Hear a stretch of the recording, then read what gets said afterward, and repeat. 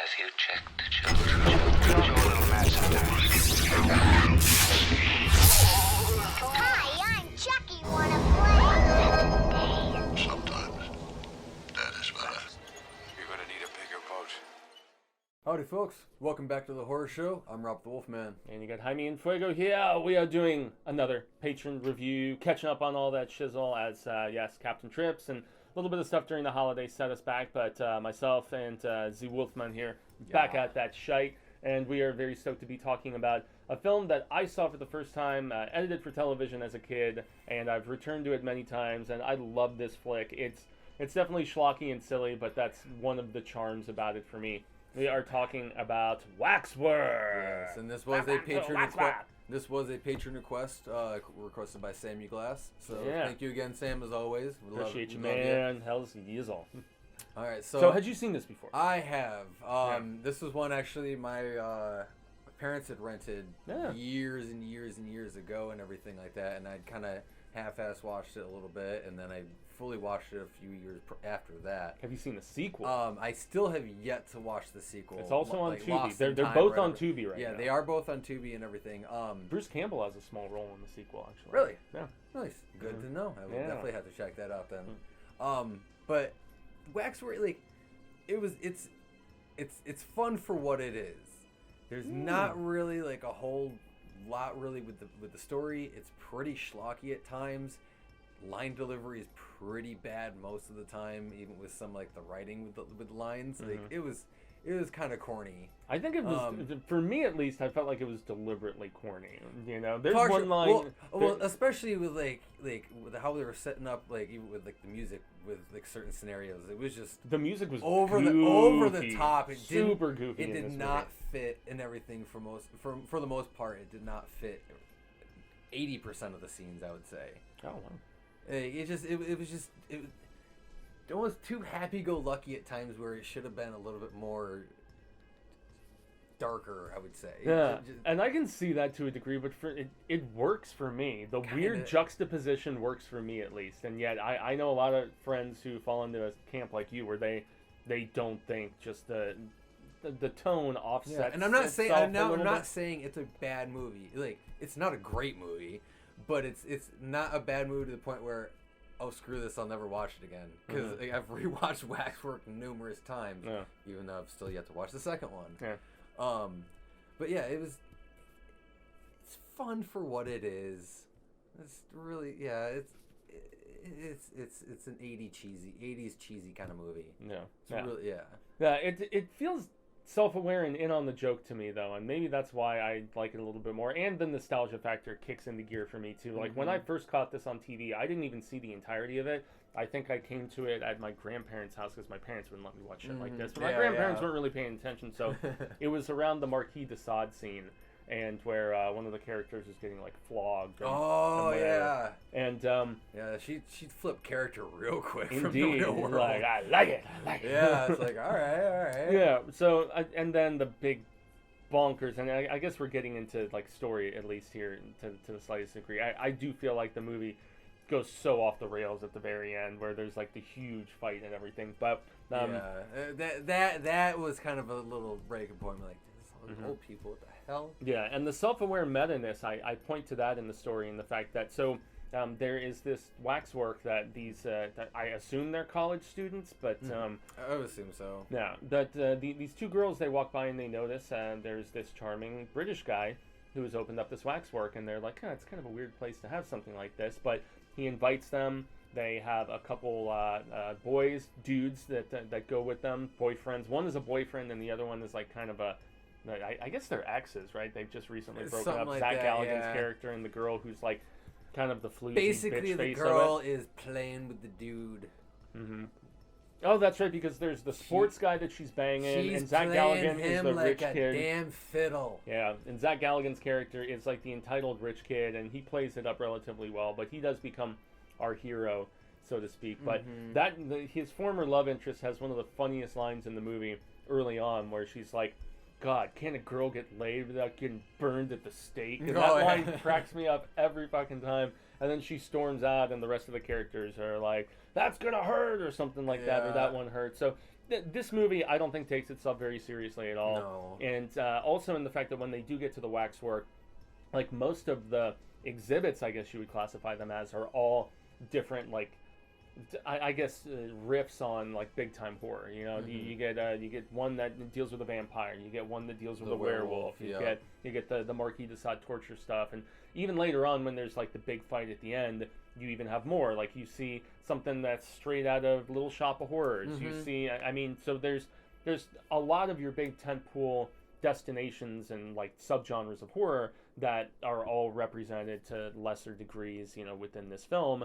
And but yeah, I could see how just the very over the top corniness of a lot of it. Like if you go in wanting like more serious horror, I personally think the vampire bit especially is pretty effective and relatively scary. It wasn't bad and everything. It was definitely the stronger of the individual sequences that we have for what each character ended up having to go through for the Waxwork exhibit. So I have to ask you then, how effective did you think the werewolf scene was? It was okay. Yeah. Was it Jonathan David Reyes, I believe his name was? I recognize him more so from Sliders, if you remember that show back in the day. Jerry O'Connell, man. Yeah, he was in Sliders, but he plays basically Carrie a Word, werewolf character. And then one of our friends who actually gets pulled into that world. What was he from? Twin Peaks. Yeah, was that one of the it was one of the bumbling cops, right? Or was it? No, that's right. They come to investigate after. Yeah, it was one of the cops towards the end and everything. But no, like the werewolf segment was fair enough. I do like the fact that basically each exhibit, once the person got put into it, they had an individual story each behind one. Yeah, and unfortunately, I wish that they could have done more of that, because after you get those first two relatively solid bits, and then you also get a bit with a mummy, which is okay, not as good as the first two. This one actually is one of those rare ones I think it would do well with a remake. Yeah, agreed. Waxwork, totally agree. especially with nowadays, as long as you keep with predominantly, again, practical effects with just your minor CG enhancements. Yeah. We'll see what studio wants to do. But yeah, this would definitely be a good one that would work well for a remake. Yeah, I agree. And you've got the amusing little person. I'm trying to remember what the most accepted term at this particular point is. But yeah, as the little. Basically, he's the caretaker, the butler of the Waxwork. Well, because there's also the huge giant lurch-looking dude who's kind of like a butler too. So maybe they work in tandem. They have some funny interplay between the two of them, and there's a character that assesses the little guy at one particular point, and he's like going around sucking on helium or something like that, just because of the shrill high pitch of his voice and everything. And what happens with that guy being thrown to the feed me.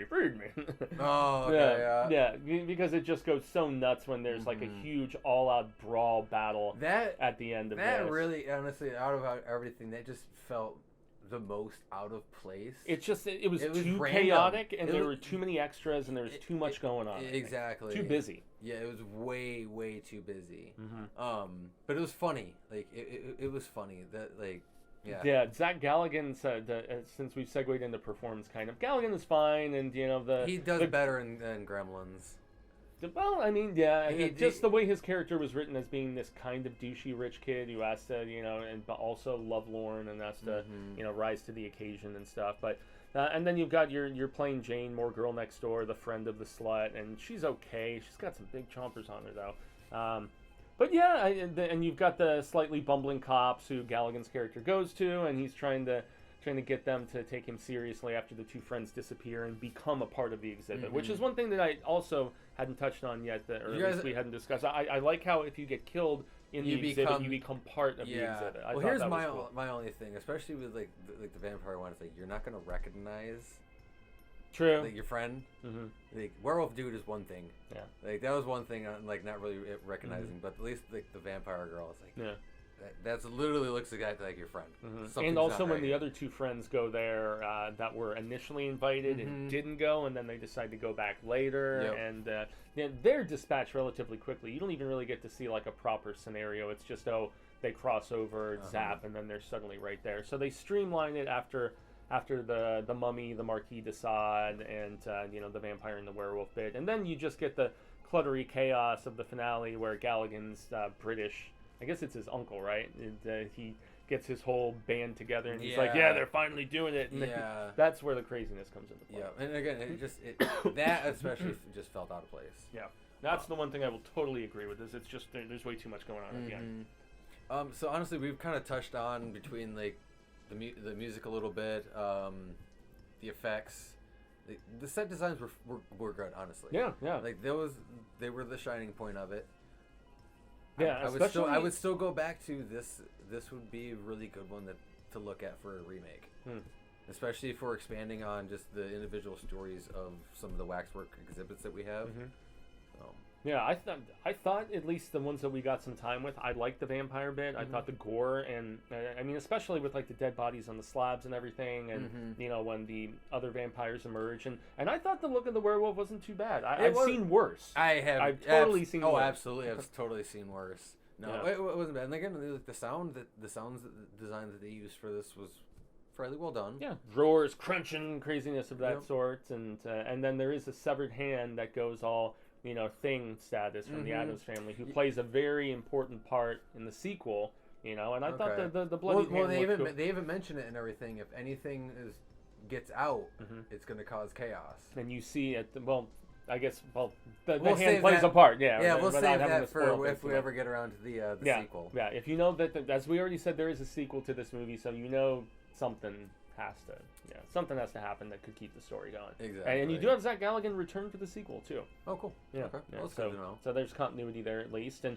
yeah, these two films, more so the original that we're talking about for Sam Glass right now, guilty pleasure, and I felt like the fact that almost in a Monster Squad sort of vibe, but at least with, you know, college kids instead of, you know, younger adolescents, Goonies style, the fact that you had all of these iconic monsters in their own little riff on it, and even if it was to a lesser degree, I still like the crazy, just, I don't know, suicide at the soda machine sort of silliness that you got with just a little bit of all these flavors in the film. So it's a pretty neat analogy. Yeah, I was trying to think of something different than I'd done before. Suicide at the soda fountain. Yeah, exactly. Yeah, and you're like, the drink does end up looking Sounds red like a at the Dead end. Kennedy song.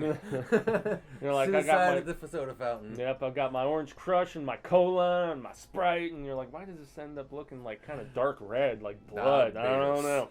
Suicide. Suicide, but diabetes. Well, right on Sam Glass, I have another review of yours coming up, Tennessee Gothic. And if you would like to be like Sam Glass, and awesome, obviously, and tell us what to do, request reviews, all of the Patreon information is here below. Down there at that description box. And also, don't forget to hit that subscribe button. Share this video with your friends. Let them know about the channel. Hit that notification bell so you stay up to date with all of our new videos that we're putting out every day. Yeah. And other than that, from the horror show, Yeah. I've been Robert Wolfman. And gracias, Jaime, Fuego. And remember, stay scared.